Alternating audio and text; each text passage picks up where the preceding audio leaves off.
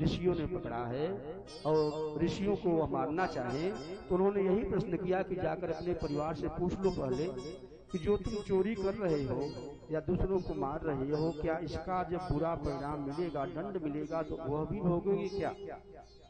जब वो जाते हैं तो स्त्री बच्चों ने यही कहा कि भैया यह तो आपका धर्म है कि हमारा लालन पालन करो, अब चाहे अहिंसा से करो चाहे हिंसा से करो, जो धन लाओगे वो हम उपयोग करेंगे, जो इसका कर्म है, इसका दंड है भोगना है, उसे तुम्हें अकेले ही भोगना पड़ेगा।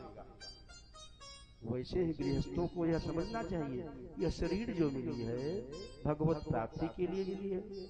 जो संबंध बने हैं ऐसा नहीं कि उनसे मुंह फेर लो, जो आवश्यकता है, जितनी जरूरत है सिर्फ उतना ही उनके साथ व्यवहार रखो और जो समय बचता है भगवत ध्यान में रखो।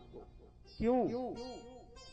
4 दिनों की प्रीति जगत में, 4 दिनों के नाते हैं, पलकों के पर्दे पड़ते सब नाते तो मिट जाते हैं। यह शरीर जो छित जल पावक गगन समीरा से बनी है, जब यह अपनी शरीर धरोहर नहीं है, एक दिन नष्ट हो जाएगी, तो इस शरीर से जो संबंध बनता है मूर्ख, वह कितने दिन रहेगा?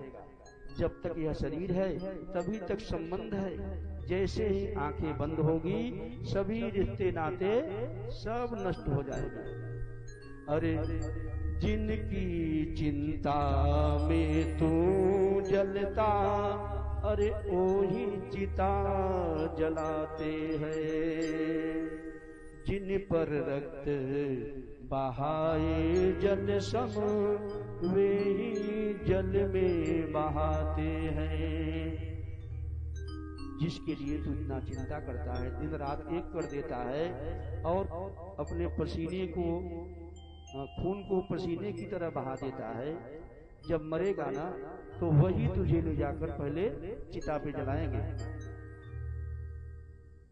घर के स्वामी के जाने पर घर की शुद्धि कराते हैं, पिंड दान कर प्रेतात्मा से अपने पिंड छुड़ाते हैं। जैसे ही मरते हो चारपाई से उठाकर जमीन पे लिटा दिया। जो सुंदर मकान बनाए हो तुरंत उससे बाहर निकालते कि भैया जल्दी करो, नहीं तो भूत प्रेत बन के कहीं यही न रह जाए। ले गए चिता पे जला दिया। कुछ दिन रोए, योग्य ब्राह्मण आचार्य को बुलाकर ऐसा पिंडदान आदि कर्म कराते हैं कि भैया महाराज गुरुजी दक्षिणा 10 रुपया ज्यादा ले लो, लेकिन ऐसे मंत्र पढ़ो कि वह फिर वापिस हमारे घर में न आवे। अब जिस मकान को बेचारा बचपन से सपना देखकर जवानी तक कैसे कैसे कर्म करके बनाता है, एक दिन उसी पर दक्षिण दीवार पर फोटो बन के टंग जाता है। आदमी के संग उसका खत्म किस्सा हो गया, आग ठंडी हो गई, चर्चा भी ठंडा हो गया। जैसे ही तिरही की पूरी खाए लोग कहते चले जाएंगे बड़ा अच्छा आदमी था यार, बड़ा बुरा आदमी था, चलो हो गया जो होना था, खत्म किस्सा आपका।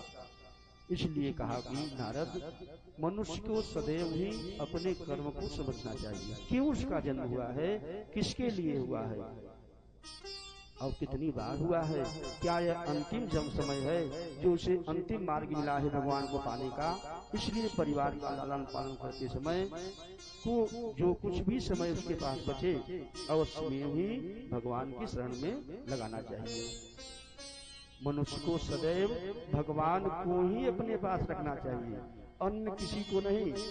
पकड़ने के लिए तो बहुत संबंध बन जाएंगे। जैसे ही आपके पास माल आएगा धन, मेला देखने वाले बहुत साथी मिल जाएंगे।